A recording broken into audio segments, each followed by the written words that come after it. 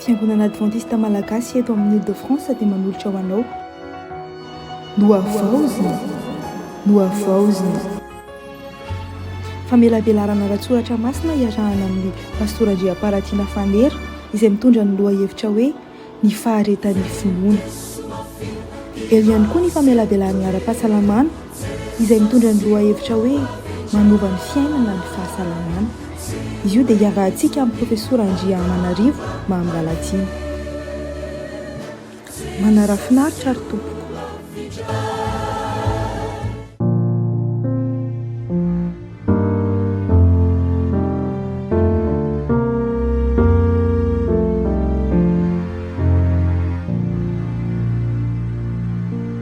Un jour au rêve étrange, sublime vision, sous l'égide d'un ange, je m'enfuis à Sion, là-haut tout près du portique, j'entendis des enfants qui chantaient un cantique au son clair et touchant. Les anges à ces chants unirent leurs accents. Jérusalem, Jérusalem, fais entendre ta voix. Hosanna, Amen, Hosanna, honneur au roi des rois.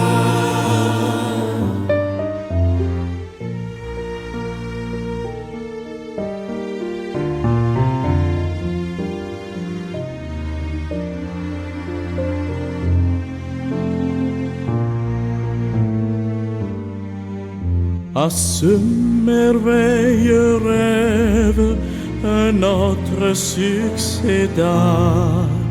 Au sang suivit la trêve des joyeux hosannas. Le ciel devient livide, le soleil s'obscurcit.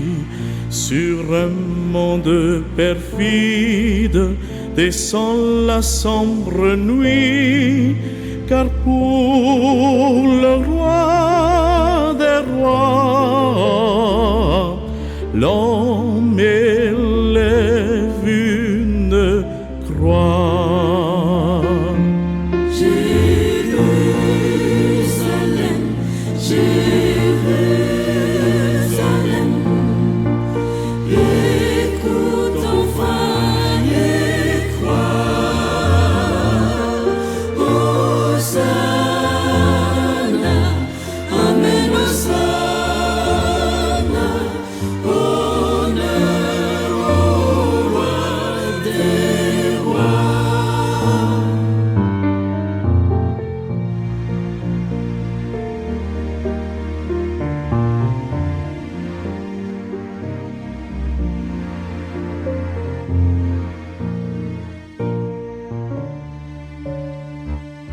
Mais bientôt Dieu fit naître un spectacle plus beau. Mes yeux virent paraître tout un monde nouveau. Je vis la cité sainte et sa mère en cristal dans son immense enceinte. La souffrance et le mal n'avaient aucune place. Tout était pur, parfait. Le bonheur et la grâce y régnera jamais. Tout est dans la cette cité, gloire et félicité.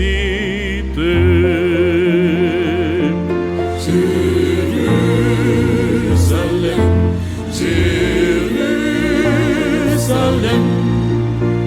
tous tes mots sont finis. Hosanna, Amen, Hosanna, que tes lieux soient bénis. Hosanna, oui, Hosanna.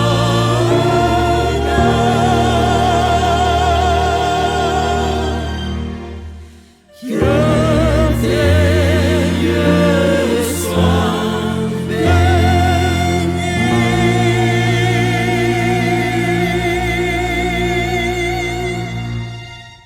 Manasa antsika hiaraka hivavaka. Raha hoe tsara indrindra azy any an-danitro, mbola faly misaotra anao izahay amin'ity hariva ity noho ny fitantananao sy ny soa maro be izay omenao anay. Misaotra mifanatrehanao ity fotoana ity ary sokafy ny fonay Jesosy mba handray ny teny izay hoeninay amin'ity hariva ity. Amin'ny anaran'i Jesosy no anonako izany vavaka izany. Amen. Amen. Fa miarabanao toky. Miarabanao Miriam, miaraba ampijery ihany koa any tokantrano izay manaraka tsy tapaka izao conférence izao. Andro fahatelo tokoa isika androany ary efa nahita lohahevitra maro isan-karazany. Fa mba tsara raha mba tsy hahivitsika, inona lohahevitra izay hitantsika omaly? Ny lohahevitra ara-pahasalamana izay hitantsika omaly dia ny hoe tsy fahalemena, ny fahaketrahana na ny dépression. Eny ary, androany kosa isika dia ahita lohahevitra vaovao indray, tsy mamono anao ny adin-tsaina raha tsy havelanao anao izany. Andeha ary hoarahantsika miaraka ny professeur Andriamanarivo indray izay lohahevitra izay. Andeha ary mihaino finaritra.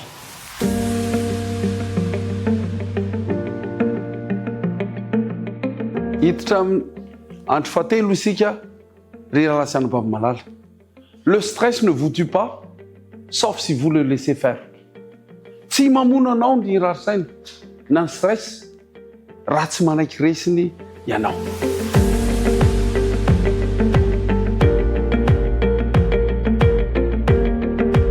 Zava-dehibe nanomboka omaly ry mpiaino malala no nyresantsika natao hoe dépression na le fahakiviana fahakitrahana. Fa androany kosa tsika dia hijery an'le hoe stress. Zany hoe io le tena tebotebo lalan-dafa, tsy mampatory anao isan'andro san'andro ary mety hiteraka fahafatesana karazana aretina aminao izany. Ny atao hoe stress dia le stress fait partie de la vie de l'homme. Raha olona misy olona teny hoe za raha tsy mbo stressé zany dia tsy olombelona izy fa mety zavatra hafa izy. Fa io dia miaina ao anatin'ny fiainanao, eo anivon'ny asa, eo anivon'ny fianakaviana, ao anatin'ireo zavatra maro samihafa izay antrehanao, ireo tebotebonao maro samihafa. Zany rehetrarehetra zany dia source-na pression avokoa. Fa tadio nefany, io le stress io tsy hamono anao io. Fa tsy maintsy hainao ny micontrôler anazy. Tsy maintsy hainao ny mifehy an'izany stress izany. Ny tena atao hoe danger ny loza dia tsy hoe fisian'le stress, fa ny tsy fanananao le atao an'le hoe gestion de stress. Androany zany dia hijeritsika hoe inona nataon'ny stress eo amin'ny vatantenan'ny olombelona anankiray. Ary ahoana no tenin'Andriamanitra raha mombamomba an'izany stress izany. Ary ny fahatelo dia hoe ahoana ny fomba hicontrôlentsika azy, hifehezantsika an'izany stress izany. Inona ary ny ataontsika hoe tena loza ny tatao amin'ity resaka hoe stress ity? Dia la science est claire, mazava mihitsy ny resaka scientifique fa hoe ny atao hoe stress chronique na ny tebotebo lalan-dava tsy hakato dia mampiakatra hatramin'ny 60% le risque de accident cardiovasculaire. 40% manko azafady. rehefa stressé foana zany ianao dia azagaga fa 700 mety atonga anao marary fo 700 mety atonga anao marary eny anivon'ny lalandra satria nahoana lasa mitebiteby lalandava ny vatatenanao ny fo lasa mitebiteby be ny tension tosy-dala lasa miakatra ny hormone de stress ohatra ny adrénaline sy ny cortisol de tena mameno ny vatatenanao ray amatolo rehefa adrénaline reo zany mahatonga le olona le tena boramena be tsangana daholo volondohany satria miakatra ny adrénaline sy ny cortisol izany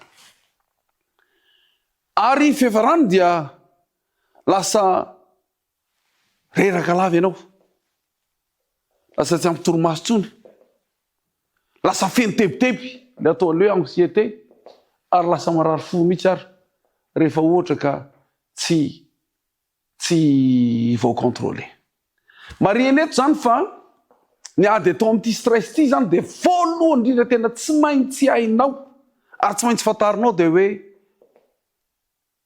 ny stress mialatsina atao amin'ny teny frantsay le stress c'est une réaction ou des réactions face à une agression ny atao hoe stress zany dia azo lazaina hoe réponse ny vatatenanao amin'ny agression anankiray noho izany zany ny tapany voalohany de tsy maintsy mijery ianao hoe iza moa le agent stresseur iza moa le facteur stressant anao zay zany tapany voalohany tsy maintsy hainao hoe iza ny agent stresseur anao de eto zany de miteny anao fa mety mivadinao vao mahita ny ramose anao de fa stressé vao mahita misy an'izany ke indrindra moa raha sendra le ramose le masika be ohatra de vao mahita anazy madama de fa stressé le agent stresseur koa mety chefinao araky ny voalaza maly directeur anao io ny agent stresseur anao vao miteny fotsiny le agent stresseur koa dia mety ny asanao mihitsy ny asanao tsy vao mipetraka ambony ordinateur vao moka miasa de zay le agent stresseur zay ny agent stresseur anao koa dia mety tabataba foana manodidina ny mpiaraka ao akaikinao zany le agent stresseur mpiara-modirindrina aminao zany anisan'ny agent stresseur zany anisan'ny agent stresseur koa dia ny ataontsika hoe fahafatesan'ny vadinao na fahafatesan'ny mpiray-tapo na fianakaviany zany be de be le agent stresseur io mialatsiny efa misy ny sasa vao mahita kadradraka de efa agent stresseur zay vao mahita voalavo moa de vao maika mitsanga mbolo daholo mihitsy nefa ny sasany na mahita bibilava ngezabe ary de mijery fotsiny ohatr'izao izy ndika zany de zao ny antony tiako lazaina zany ny olona rehetrarehetra de samy manana ny agent stresseur en particulier za zao ohatra mahita rara mandita tsy mampaninana ana mihitsy fa misy olona vao mahita raha kely fotsiny de fa tonga de torana na safotra zay le agent stresseur io zany ho an'ny olona rehetrarehetra zay stressé zany de tsy maintsy tedavo aloha le agent stresseur anao io ary anao ihany mahafantatra an'io le agent stresseur anao io tsisy olona mahafantatra anao agent stresseur io afa-tsy anao zany ary anao no mi-identifie anazy voalohany indrindra ny atao hoe stress non contrôlé devient un poison silencieux rehefa tsy vao contrôlé tsika zany le stress io de ohatran'ireny pozina mitombo eo amin'ny vatatenatsika ary zay ny lazaintsika atao hoe lasa reraka ho azy ianao misy le ataon'le burnout rehefa tena stressé loatra ianao de le burnout tena tsy mahavita ininona tsony ianao tena tsy mahavita ininona tsony rehetra hoe olona mitanaraka foana zany be de be namana olona fantatro voany zany burnout zany lasa tena reraka tsy mahavita ininona tsony tsy mahavita matoro intsony mitebiteby isan'andro tena ketraka de ketraka efa voan'io le burnout io moa zany eny amin'ny toeram-piasana dia teneniny ny mpitondra ataontsika hoe ny dirigeant le société na le toeram-piasana mihitsy manao hoe ndany aloha se maka rivotra kely, ndany aloha maka rivotra kely, oka aloha ajanono mihitsy ny asa aloha, ajanono mihitsy, zay le izy, zay le zavatra voalohany indrindra, zay le contrôler le stress zay, le poziny io le poison io zany le poison silencieux io aloha ialana aloha rehefa tena zava-doza izany stress izany. Ao amin'ny baiboly dia azo lazaina ao ny tena ahitantsika ny atao hoe anti-stress satria ao amin'ny obolona toko fahaefatra ambin'ny folo andiny fatelopolo ohatra dia miteny manao hoe un cœur calme est la vie du corps. Un cœur calme est la vie du corps. Un cœur agité affaiblit, un cœur agité affaiblit le corps. Zany hoe rehefa calme ny fonao dia milamina ny fiainanao. Rehefa mikorotana ny sainao dia mikorotana koa ny fianahanao. Ny fanananao an'izay calme izay zany ao anatin'ny baiboly io dia tena zava-dehibe mihitsy. Ary mialatsiny ataoko amin'ny teny frantsay, c'est une nécessité biologique et spirituelle. Io zany fahaizana an'io calme io. Misy moa rehefa miteny hoe calme ianao hoe.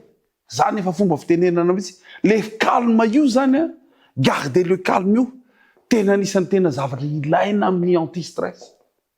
Fahaizana miatrika zavatra amin'ny fahatonina avec le calme. Misy miagressé be anao. Miagressé be anao, patron anao vao maraina be manina anao. Raha tantara kely tantaranareo ray mandeha dia misy anao fanadinana. Misy fanadinana netrehan'ny professeur zany tamin'izay fotoana izay. Dia tamin'izany tena mbola tanora tokoa efa mpianatra dokotera zany. Misy fanadinana anankiray zany nataon'le mpanadina tamin'ny andro sabata. Dozy za mantsy anazy hoe za tsy hanao le fanadinana, tsy afaka hanao zany fanadinana zany. Dia fahaonao zay sady kitakita be masika be aminazy izy. Fahaona anao tsy hanao, hitanao kely fatako mahita anao. Dia za koa sady mivavaka dia revako calme tsara izy. Tsy afaka ny anao aza. Asa tonga eo anao rapiso. Tena tsy afaka ny anao aza sady calme be. Tonga nandeha le fanadinana tsy tao aho. Tonga ny latsinainy. Atao tena tsy tonga mihitsy alavitra izy. Atao tsy tonga mihitsy anao. Za zangy efa niteny taminao sady calme be. Hitan'ny se tsara. Nampanaovy fanadinana niaraka tamin'ny 5e année tamin'izay fotoana izay. Rehefa nampanaovy fanadinana tamin'ny 5e année dia zay le tsy hainy zay fa le rehefa calme ianao dia miaraka amin'Andriamanitra ianao. Andriamanitra raha teo mame calme anao. Dia tadidiko tsara mihitsy tamin'izay fotoana izay fa eo mpanaovana le fanadinana teo oral le izy no nampisehon'Andriamanitra na mihitsy hoe ohatran'ny nahita zavasary kely mihitsy aho. Haiko tsenjery mihitsy le izy hoe facteur rhumatoïde. Zay mifandalinana napetraka tamiko.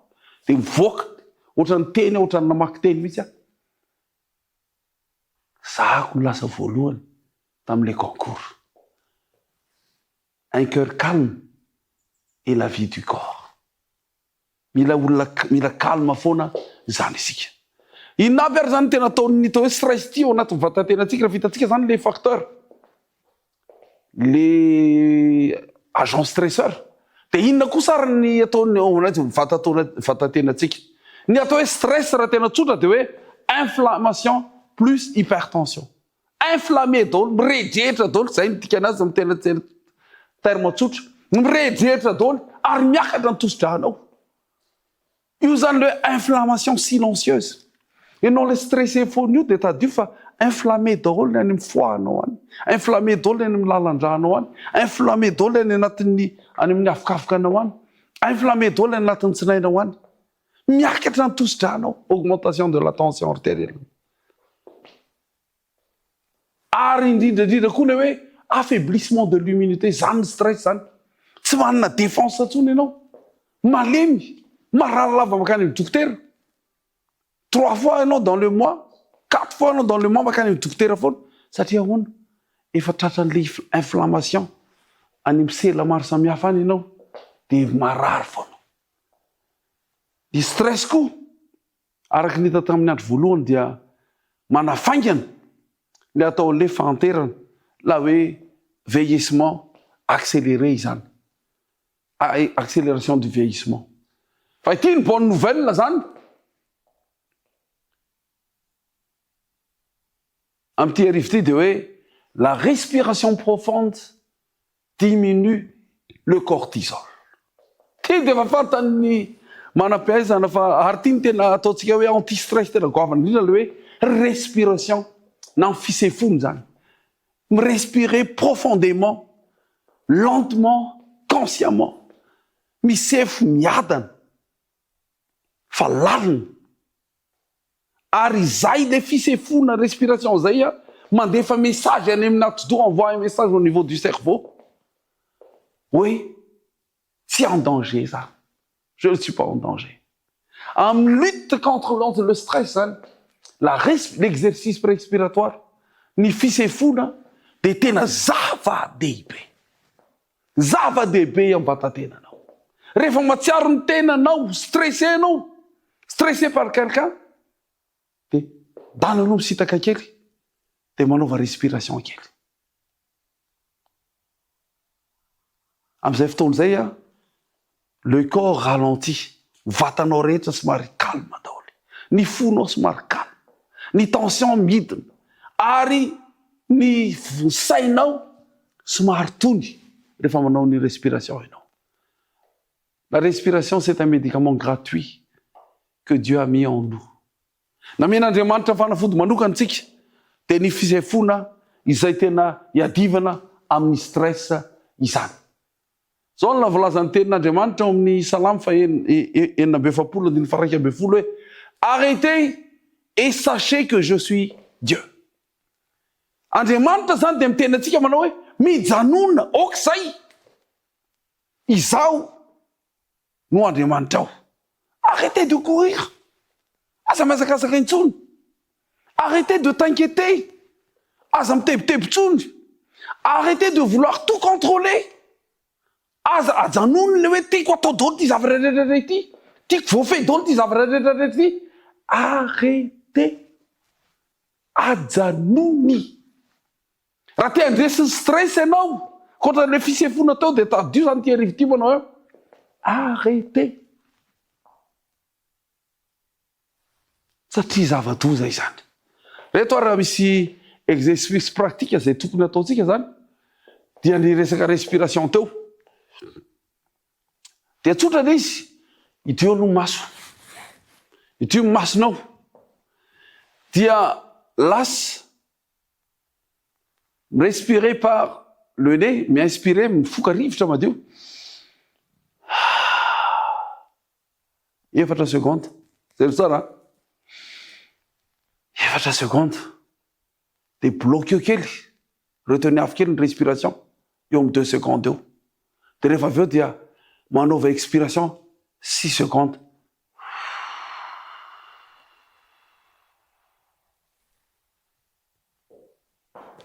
Secondes. Bloquena kely 2 secondes. 6 secondes. Dia manaova zay exercice respiratoire zay. Avereny intelo. Ary atao fomba fiaina mihitsy. Rehefa ianao le fasan'le agent stresseur. Rehefa ianao le tena feno tebiteby iny. Rehefa ianao le tena fasan'le olona le tena mampatahotra anao sy an'iny.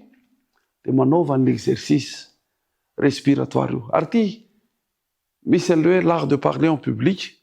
Rehefa ianao le teny ampianarina ny olona zay mianatra miteny eny amasom-bahoaka fa rehefa alohan'ny itenenana anao itenenana dia manaova aloha exercice respiratoire.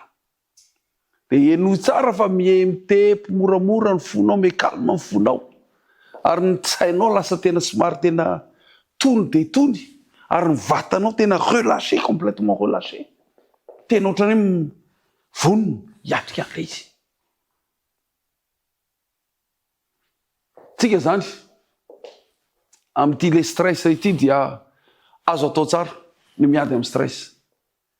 Tokony tsy hanaiky resiny zany stress zany tsika. Le finiavanao, la volonté tena zava-dehibe. Ny fanananao an'le toetsaina mafy positif tena zava-dehibe. De identifieo le agent stresseur anao. Ataovy zay alalana le agent stresseur. Io raha fa tsy ho identifie manko le agent stresseur anao io dia zay ny tena mahavoatsika. Na atao na ohatra tena tsy zakanao tsony le agent stresseur anao le directeur anao ohatra de aloha miova orinasa mihitsy satria lasa isy problème cardiaque anao rehefa avy eo. Lasa isy problème mental anao rehefa avy eo. Aloha miova asa mihitsy. Raha ohatra ka agent stresseur hafa indray dia ataovy zay hiatrehana azy amin'ny fotony satria rehefa calme isika de velombelona mivatan-tenantsika ray manontolo. Tsika zany dia tokony mianatra ny respiration indrindra. Plusieurs fois ny problème ny olombelona dia tsy mahay mirespirer normalement. Raha tena izy ara rehefa tena hoe stressé mafy de mafy ianao dia aloha mandokana andro ray manontolo na folakandro ray manontolo dia makaneza ny toerana tsara rivotra mivoaka kely ny tanàna dia any manao an'izany fisefoana exercice respiratoire zany fa mamelombelona ny vatantenanao mamelombelona ny fiainanao izany. Eto am-pamarana anary dia zao hoe le stress ne vous tue pas.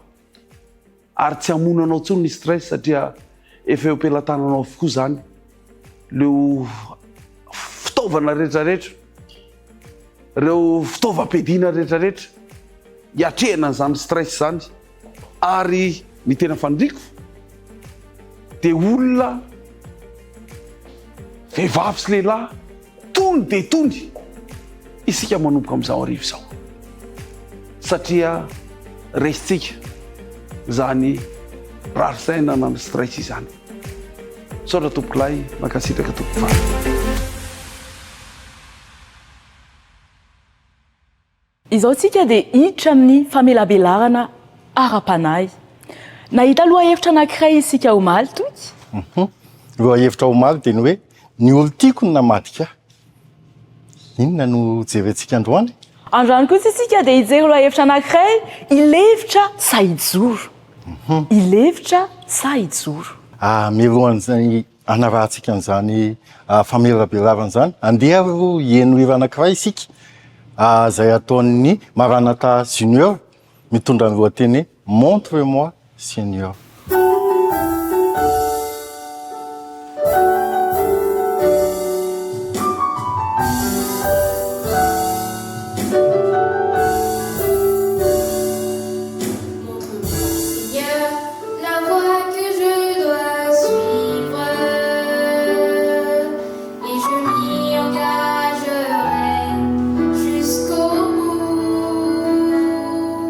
Fais-moi comprendre ta loi.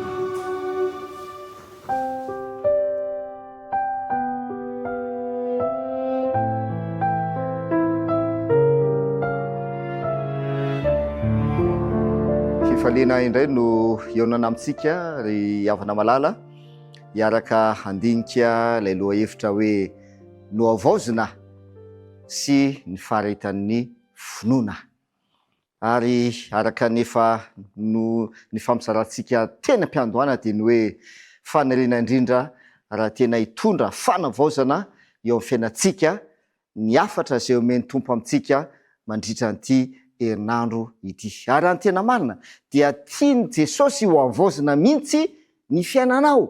Araka ny tena ao amin'ny Apokalipsy 1:25 izay efa novaka itsika izay teny Jesosy ilay mipetraka ambony seza fiandianana izay manao hoe indro avaoziko ny zavatra rehetra.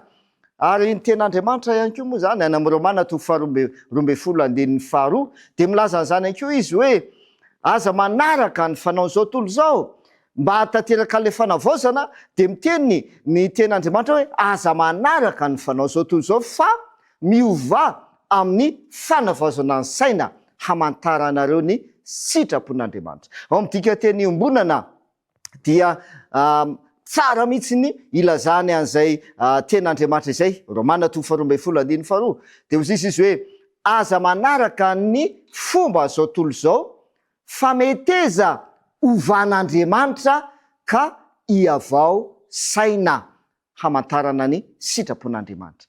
Meteza ovan'Andriamanitra. Ry havana malala, izany no tanjontsika amin'ity fandiniana lohahevitra ity hoe no avaozina ary faharitan'ny finoana.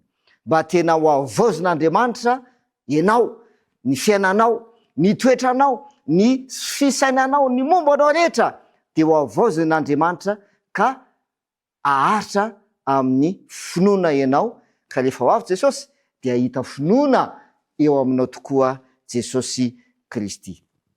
Araka nefa nampahafantarantsika dia ny hoe hojerentsika ny fiainan'i Josefa ary amin'ny alalan'ireo dinga mpiainan' Josefa no andraisantsika afatra ary anazavantsika ny amin'ilay loha hevitra hoe no avaozina sy ny faharitan'ny finoana. Raha ohatra mantsika raisitsika manontolo na raisitsika ara-paky teny ny fiainan'i Josefa dia ohatra ny mampieritreritra ihany satria tao an-trano rainy izy tany amin'ny tany Kanana zany no nitoetra izy ireo dia haitsika fa nakalany ny rahalany izy, nalatsa ny rahalany tao anaty lavadrano, avy eo napekarina navoaka avy tao anaty lavadrano, fa eo le hoe raha tokony navoaka tao izy na napekarina tao izy dia nentina nody na hoe niaraka nody tany amin'ny rainy, niaraka tamin'ireo rahalany, zavatra hafa nefa noseho. Fa rehefa napekarina avy tao anatin'le lavadrano izy dia namidy ho andevy indray, lasa andevy indray izy any Egypta. Raha zay zany nieritreretina fotsiny dia hoe tena vomaika niaratsy ny fiainan'i Josefa, vomaika niaratsy. Tsy aleo ve nijanona tao anaty lavadrano zay teo amin'ny tany Kanana, fa ankehitriny dia andevy any Egypta mihitsy, any amin'ny tany zay tsy tanindrazany akory aza. Dia hitantsika fa rehefa tonga tany Egypta izy ho jerevantsika moa zany teboka izany mandritra ny herinandro ity dia niasa tao amina tokantrano anankiray, avy eo natao an-trano maizina indray, natao tany an-trano maizina indray, ohatra mivelona indray le tany anaty lavaka fa tany an-trano maizina no nametrahana an'i Josefa. Ary avy eo an-trano maizina navoaka avy tao indray izy dia voatendry ho mpanapaka tao amin'ny lapan'ny Farao. Fa ny zavatra mampieritreritra ry havana malala dia ny hoe maty tao Egypta ne Josefy, maty tao Egypta izy, tsy tafavelona tany amin'ny tany Kanana velona n'izy, fa fantatsika ny zavatra niseho fa babo tao Egypta nandritra ny 700 taona ne ny fianakavian'i Israely, ny taranak'Israely zay nonona tany amin'ny tany Kanana taloha dia babo tao Egypta ne izy ireo nandritra ny taona maro ary efa nafan'Andriamanitra tao Egypta reo taranak'Israely ireo dia nentina ko Josefa fa efa taolam-balony no nivoaka tao Egypta tamin'izay fotoana izay, efa ny taolam-balony no nentina nakany amin'ny tany Kanana. Ry havana malala, tsy tena zay anie ny fanelen'Andriamanitra amintsika amin'ny alalan'ity fandiniana ity hoe noavaozina indray isika sy ny faharetany finoana fa ny tena fikasan'Andriamanitra dia mba ho tafaverina any amin'ny Kanana lanitra isika velona fa tsy hoe ny taolam-balontsika no hoentina makany amin'ny Kanana. Tsia fa isika velona izao no tiany Jesosy ho tafaverina any amin'le Kanana lanitra. Ary zay moa vavaka nataon'i Jesosy ao amin'ny Jaona 7:7-20 dia hoy Jesosy manao hoe raha eo tiako mba ho any amiko any amin'izay toerako ireo zay nomenao ahy, tiako mba ho any amiko, tonga sy tafaverina any amin'ny Kanana lanitra. Amin'izay fotoana izay vao tena tanteraka ny fanavaozana.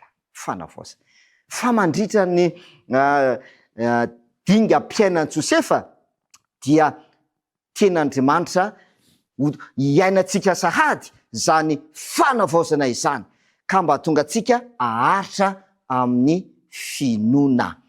Nao atsika hiditra amin'ny lohateny manaraka ary dia ny hoe ilefitra sa hijoro. Ilefitra sa hijoro. Zavatra niseho mantsy dia zao, nao fitipitentsika kely dia tonga dia ampifandraitsika ary. Nakalain'ny rahalany Josefa zavatra anankitelo no antony. Voalohany, tiany rainy mihoatra no izy rehetra i Josefa. Zany hoe noho ny fitiavany rainy azy mihoatra no natonga ny rahalany nankalasa, noho ny fitiavany rainy azy.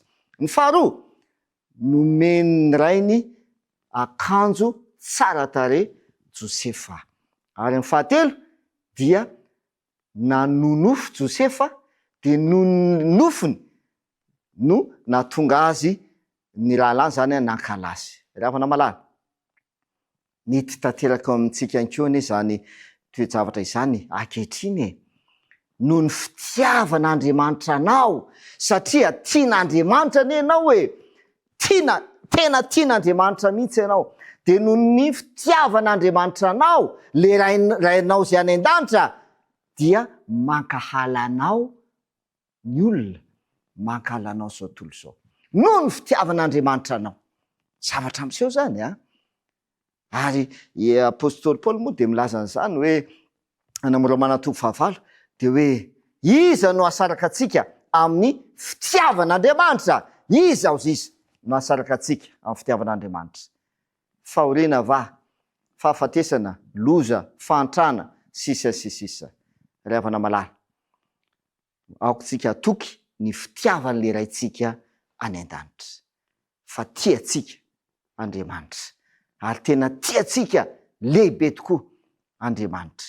Dia zao noho ny fitiavan'Andriamanitra atsika dia nomeny fitafiana atsika, nomeny le fitafiana tsara tarehy sika zay ampiakanjony atsika zany fitafiana tsara tarehy zany. Dia fatatsika le izy Jesosy Kristy anie le fitafiana. Romana 7:4-4 dia milaza ny ten'Andriamanitra hoe fa hitafio Jesosy Kristy, hitafio Jesosy Kristy. Ary ny tena marina, toetran' Jesosy no tian'Andriamanitra mba ho tafitsika. Efesiana 2:4-5 milaza an'izany. Ary mba ho tafinareo ny toetra vaovao izay noforonina araka an'Andriamanitra. Andriamanitra mihitsy no namorona na nanome an'ilay fitafiana, dia tsina fa toetra vaovao dia toetran' Jesosy izany. Zay zany le navaoziny ka hialantsika ny toetra taloha, ho avelantsika le toetra taloha, le fitafiana teo aloha, fa mba ho tafitsika le fitafiana vaovao dia tsinona fa toetran' Jesosy Kristy.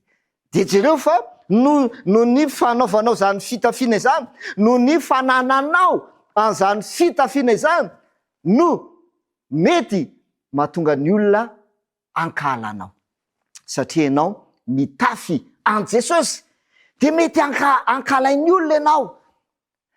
De miteny Jesosy amin'izao toko 5:7 de hoy Jesosy manao hoe raha halan'izao tolo zao ianareo de aoka fantatrareo fa izaho efa halany talohanareo. Mahafinaritra teny Jesosy raha halan'izao tolo zao ianareo izy raha halan'ny olona ianareo no ny amiko ahoana moa zany satria mitafy ahy ianareo mitafy ny toetraka anareo manana ny toetraka anareo raha halan'izao tolo zao ianareo no ny amiko. De hoy Jesosy aoka fantatrareo fa izaho Jesosy efa halany talohanareo. Ry havana malala indray anko tanteraka amintsika le hoe no ny nofonofontsika zay fanantenana ao atsika atytsika mbao tanteraka le nofy no mahatonga ny hafa anko mety mankalatsika inona mbo le nofonofontsika. Anten'Andriamanitra anie milaza an'izany hoe sainy zavatra any ambony hozy izy ny ten'Andriamanitra sainy zavatra any ambony ka tsao zay zavatra any ambony ary tsina le any ambony zay tiany ten'Andriamanitra ho lazaina amintsika fa lay kanana lay fiainana mandrakizay zay le nofonofo zay.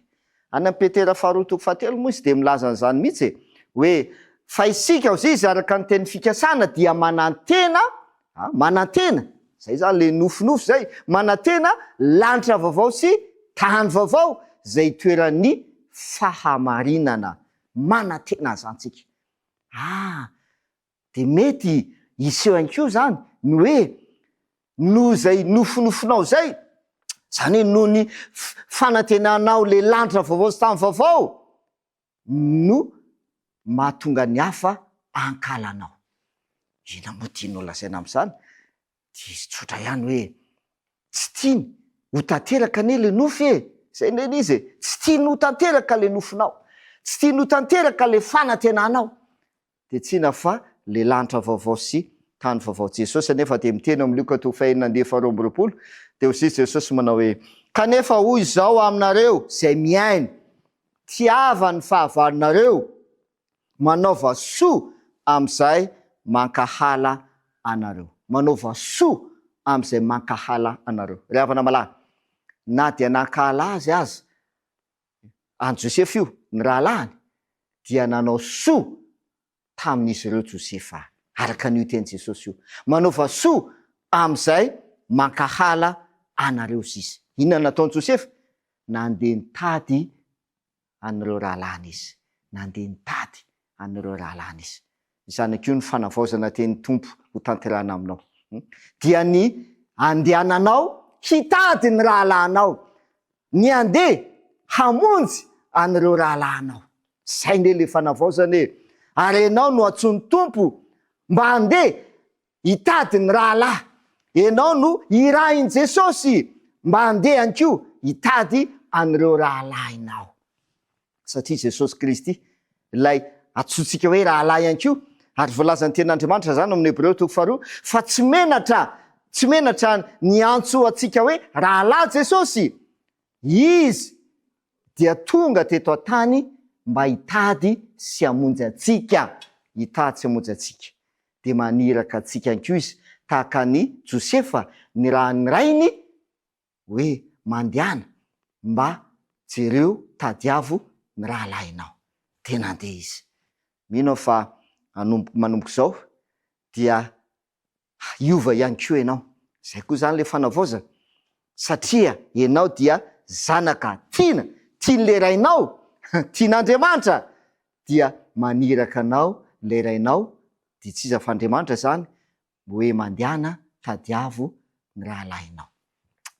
Ka raha tsy nanao an'izany ianao teo aloha ankehitriny dia ndao anapa-kevitra ny andeha hitady ireo rahalahintsika. Ilefitra sa hijoa lay zanaka lasa andevo fa atsika ny zavatra anseho fa rehefa navoaka nampiakarina avy tao anaty lavadrano Josefa dia namidy ny rahalany ho andevo tany Egypta izy. Namidy ny rahalany ho andevo tany Egypta izy. Lasa andevo lay zanaka. Le zanaka zay tiany ray lasa andevo any Egypta. Fiovampiainana, tena fiovampiainana lehibe zany. Inona mba voalazan'ny ten'Andriamanitra mahakasika an'izany? Zay mahakasika antsika ihany koa ankehitriny. Ary hitondra fanavaozana eo amin'ny fiainantsika ihany koa zany. Romana 7:4 sy 5:12 dia izao ny voalazan'ny ten'Andriamanitra manao hoe fa fantatsika faraka ny lalàna araka ny fanany lalàna. Fa izao kosa nofo, hoy apôstôly Paoly, fa izao kosa nofo namidy ho andevony ota.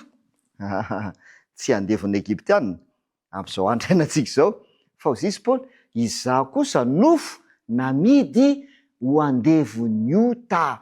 Aika zany, endrika fanandevozana zay niainany Josefa tany Egypta ankehitriny andevony ota, andevony fahotana.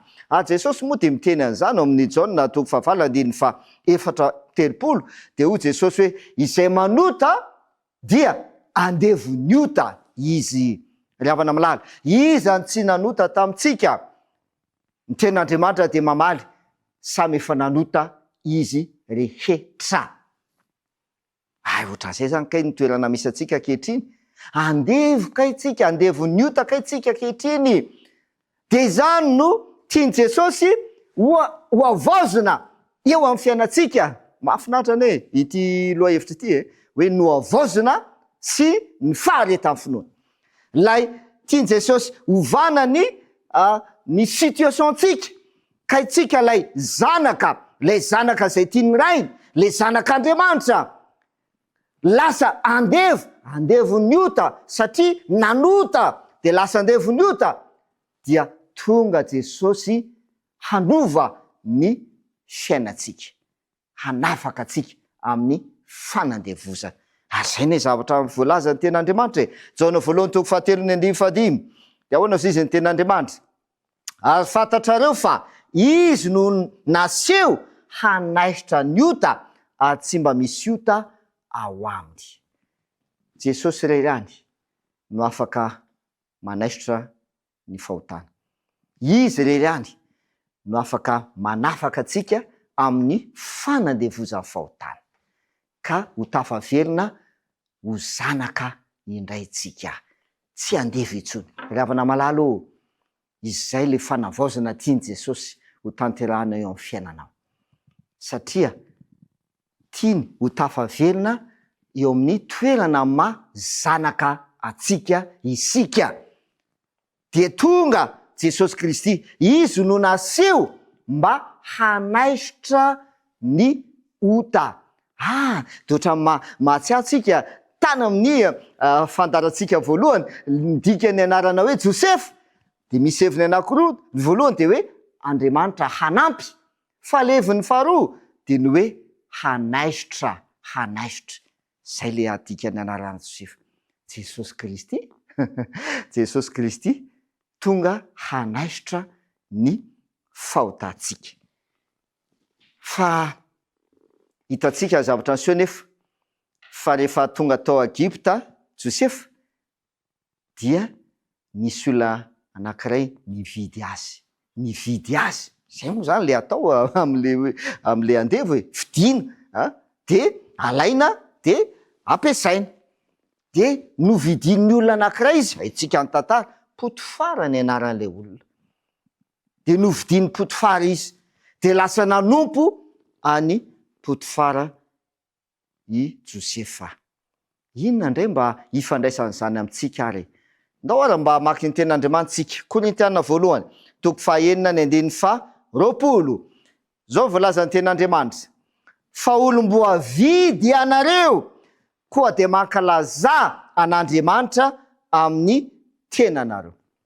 Olona manahoana hoe tsika? Olom-boavidy tsika. Tsika le nanota de lasa andevony ota dia misy olona nividy atsika ka nanafaka atsika. Jesosy Kristy no nanafaka atsika sy nividy atsika. De hoy ny ten'Andriamanitra hoe olom-boa vidy ianareo. Ary satria efa novidiany Jesosy tamin'ny rano itsika, de milaza ny ten'Andriamanitra hoe mankalaza an'Andriamanitra amin'ny tenatsika. Mankalaza an'Andriamanitra amin'ny tenatsika. De itsika tsara ne zavatra seho hoe tao an-tranon'ny Potifara rehefa novidiny ny Potifara Josefa dia niseho teo amin'ny Josefa ny voninahitran'Andriamanitra. Zay le hoe mankalaza an'Andriamanitra amin'ny tenanareo satria olom-boa vidy ianareo. Ny ten'Andriamanitra de milaza anko ao amin'ny Romana 4:5 sy ny 7 de zao ny voalaza hoe fa fantatsika fa ny toetsika taloha dia niaraka hanomboana taminy hanombana ny tenany ota mba tsy hanompotsika ny ota intsony. Mba tsy hanompotsika ny ota intsony, tsy lasa andevo ny ota intsony zany tsika. De inona zavatra amseho? De ozy izy ao amin'ny Romana 4:5-7. Ary efa natao afaka tamin'ny ota ianareo novidiny Jesosy Kristy zany dia lasa tsy andevo ny ota intsony, natao afaka tamin'ny ota ianareo izy dia tonga mpanompo ny fahamarinana.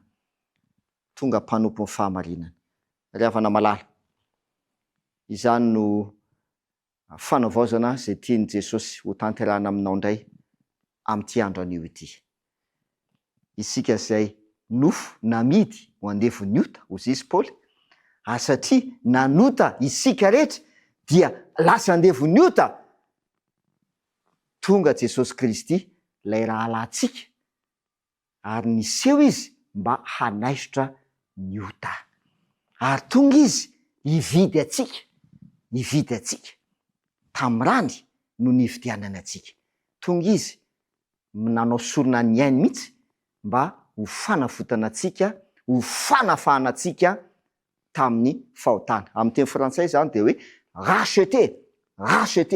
Jesosy dia nanavitra atsika tamin'ny fahotana, nividy atsika izy ka nanaisitra ny fahotantsika.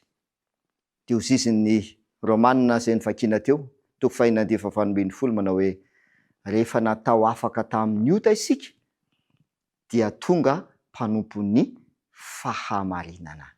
Amin'ity takariva ity mety nahatsapy ianao hoe nandritra ny fiainako zay niainako zay dia ohatrany niaina tao anatin'ny fanandevozany fahotana. Dia mba niezaka ihany ianao mba hiala ao anatin'izany statut zany izy izy. Zay nilazatsika statut hoe andevo ny ota. Niezaka ianao mba hiala ao anatin'izany toerana izany. Kanefa ohatrany tsy afaka. Amin'ity takariva ity dia misy an'ilay rahalatsika de Jesosy Kristy. Izy lay tsy nanota, lay tsy nisota akory tao aminy. Izy no naseho hanaisitra ny ota. Izy no nividy atsika mba tsy ho andevo intsony fa mba ho tonga mpanompo ny fahamarinana isika. Mahafinaritra. Tsy tiany Jesosy ho andevo intsony isika fa tiantsika mba ho tonga zay le fanavaozana miova le statut, miala ato amin'ny mahandevo ny ota dia lasa mpanompo ny fahamarinana. Amin'ity takariva ity tsotra ny antso zay alefa amitsika de ny hoe ekenao ve ny solona zay nataony Jesosy zay nividianany anao ka nanafaka anao tao amin'ny fahotana. Ekenao ve? Tena tsapanao ve ny alafony? Zay ngamba nilina zana azy. Ny alafony ny nividianany Jesosy anao tao anatin'ny fahotana ka mba hahatonga anao ho lasa mpanompo ny fahamarinana. Ka hahatonga anao tafaverina ho zanaka indray fa tsy andevo intsony. Raha izany no fanelinao hoe tena tsapako ny fitiavan'i Jesosy ary tena tsapako ny alehibean'ny sorona zay nataon'i jesosy zay mividianany ahy ka voninao ny handray an' jesosy ho mpamonjy ny tenako izay manaisitra ny fahotako ka tonga ho lasa zanaka indray. Raha izany mba fanerenao dia manasanao mba hanangana ny tananao dia hivavaka isika, hivavaka isika. Raha inay ny an-danitro misaotra satria novidinao izahay tamin'ny alalan'i Jesosy Kristy ilay rahalanay zay tsy nanota tonga tetỳ tany ka maty mba ho fanafotana anay, novidiny tamin'ny rany izahay ka nafana tamin'ny fahotana mba ho tonga zanakao indray. Tompo ankehitriny dia manapa-kevitra izay ary maniry ny andray an' Jesosy ho mpamonjy ny tenanay tokoa.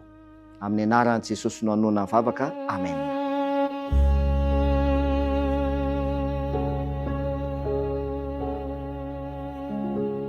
Isaorantsika lehibe Andriamanitra fa totosa soma tsara indray ny fotoana ny arahantsika teto tamin'ity hariva ity. Isaorantsika ihany koa professeur Lalatine sy pasteur Faner ary misaotra anao ihany koa toky nanolotra izao fandaharana izao. Alohan'ny amaranantsika tantevaka an'izao fotoana izao dia andehantsika anaraka hira anankiray indray izay ataon'ny Maranata mitondra lohateny hoe Calvary ary rehefa izay dia anaraka vavaka izay entin'ny ray aman-dren'ny pastora izy. Mahafinaritra antsika ihany koa ny mampatsiahy ny lohahevitra izay hotiny antsika raha-pitso. Ohatra ny ara-pahasalamana dia misy ny tsy miseho tampoka ny homamiadana na koa ny atsotsika hoe cancer. Eo amin'ny ara-panahy indray dia jerentsika hoe aiz'Andriamanitra amin'izao. Mampatsiahy antsika ihany koa ny amin'ny QR code izay hitantsika eto ambany eto. Misy ny fampianarana ara-baiboly na amin'ny teny frantsay izany na ihany koa amin'ny teny malagasy. Koa dia aza misalasala manaraka izany roa izany mba hahafahanao misitraka izany. Manao veroma mandrapitafa antsika ny tokantrano. Mandra-piona tompo.